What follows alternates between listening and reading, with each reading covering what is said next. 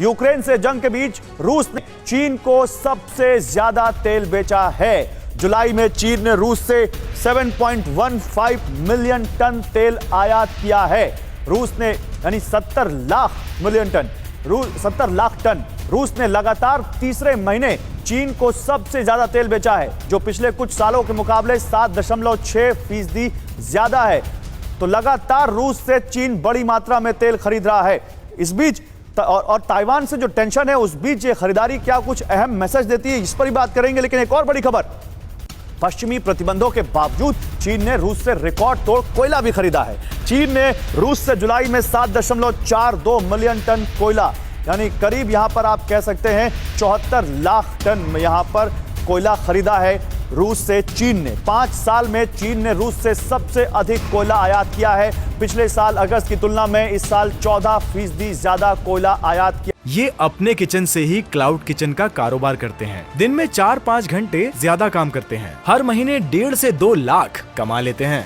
इनसे सीखना है तो फ्रीडम ऐप को अभी डाउनलोड कीजिए। क्या है चीन ने रूस से। एक और बड़ी खबर रूस और यूक्रेन से जुड़ी हुई। रूस और यूक्रेन की जंग के बीच अमेरिका ने बड़ा आरोप लगाया है। पश्चिमी प्रतिबंधों से बचने के लिए तुर्की का इस्तेमाल कर रहा है रूस। अमेरिका के डेप्यूटी ट्रेजरी सचिव ने टर्की के डेप्यूटी वित्त मंत्री से बात की और दोनों ने रूस के खिलाफ लगे प्रतिबंधों का कड़ाई से पालन करने पर चर्चा की। यूएन महासचिव भी रूसी कृषि उत्पादों का कर चुके हैं समर्थन। रूस से फर्टिलाइजर और कृषि उत्पाद निर्यात न होने पर खाद्य संकट आ सकता है, यह कहा है यूएन ने। एक और खबर देख लीजिए, फिर तुरंत अपने एक्सपर्ट के पास चलते हैं, क्योंकि कहीं ना कहीं इसी तमाम तरह के ट्रेड और इन्फ्लेशन से जुड़ी हुई खबर है। जर्मनी का सेंट्रल बैंक एक बड़ी चेतावनी दे रहा है। जर्मनी के सेंट्रल बैंक ने रिकॉर्ड तोड़ महंगाई की चेतावनी दी है। रूस से गैस सप्लाई न होने पर महंगाई 10% बढ़ सकती है, यह जर्मनी के सेंट्रल बैंक ने कहा है। जर्मनी के सेंट्रल बैंक के मुताबिक 10 साल का रिकॉर्ड तोड़ सकती है महंगाई। जर्मनी में महंगाई दर डबल डिजिट में 70 साल पहले देखी गई थी। जर्मनी में साल 1951 में 11% महंगाई दर पहुंची थी और एक बार फिर से महंगाई बहुत ज्यादा बढ़ गई है। मैं अशोक सर के पास जाना चाहूंगा।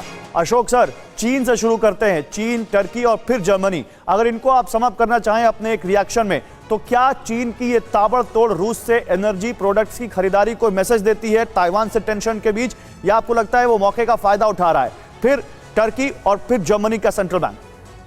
देखिए, जो चीन वहां से ले रहा है इतना एनर्जी, चाहे वो तेल हो, गैस हो या कोयला हो, तो वो तो उसकी जो रिक्वायरमेंट है बहुत ही ज्यादा बढ़ती जा रही है। और दोनों देशों के बीच में जो, जैसे मैं कहूंगा, दोस्ती कहिए या याराना कहिए, वो और भी ज्यादा आगे बढ़ता जा रहा है। आपने देखा है, जो जब विंटर ओलंपिक्स में राष्ट्रपति पुतिन गए थे, तो 4 फरवरी को जो उनका डिक्लेरेशन आया था, उन्होंने कहा था जो ये बिल्कुल हमारी जो दोस्ती है, ये नो लिमिट फ्रेंडशिप है, नो लिमिट पार्टनरशिप है। और जब ये रूस इतने मुश्किल से गुजर रहा है, तो चीन उसकी हर प्रकार से सहायता करेगा। आपने देखा होगा गौरव, जो जब ईरान के ऊपर भी सैंक्शंस लगाए थे राष्ट्रपति ट्रंप ने, तो चीन ने उसका पालन नहीं किया था। तो इसमें भी एनर्जी के मामले में वो नहीं करेगा, परंतु और जो चीजें हैं वो उसमें बिल्कुल भी जो सैंक्शंस को वो खत्म नहीं कर रहा। सर, क्या टर्की जहां तक जर्मनी की बात, टर्की का वाकई टूल बन रहा है रशिया का सैंक्शंस को लूजन करने में? नहीं, सैंक्शंस को मेरे ख्याल से परोक्ष रूप से वो इनको वायलेट नहीं करेगा। देखिए, मेरे ख्याल से किसी भी देश ने, चाहे वो मध्य एशिया के देश हों, चाहे और देश हों, किसी भी देश ने परोक्ष रूप से ये नहीं कहा है जो हम आपके सैंक्शंस को वायलेट करेंगे। परंतु जो और पॉसिबिलिटीज हैं, अब भारत भी ले रहा है, वहां से तेल ले रहा है गौरव, और वो हम कोई सैंक्शंस को वायलेट नहीं कर रहे हैं। ठीक है। तो इसीलिए चीन भी ऐसा किए जाएगा। जहां तक आपने बताया है जर्मनी की, तो बिल्कुल उनके लिए चिंता की ये बात है, चिंता का विषय है, क्योंकि जो इन्फ्लेशन की जो दर है वो पूरी दुनिया में सब बहुत ज्यादा हो गई है। आपने देखा है अमेरिका में 40 साल से सबसे ज्यादा जो इन्फ्लेशन है वो वहां पर आजकल हो रही है। यूनाइटेड किंगडम में भी, इंग्लैंड में भी वैसे ही हो रही है। तो अगर जर्मनी कहता है जो अगले साल हमको, और ये जर्मनी के लिए नहीं, पूरे यूरोप के लिए एक वार्निंग हो सकती है। ये अपने किचन से ही क्लाउड किचन का कारोबार करते हैं। दिन में 4-5 घंटे ज्यादा काम करते हैं। हर महीने 1.5 से 2 लाख कमा लेते हैं। इनसे सीखना है तो फ्रीडम ऐप को अभी डाउनलोड कीजिए।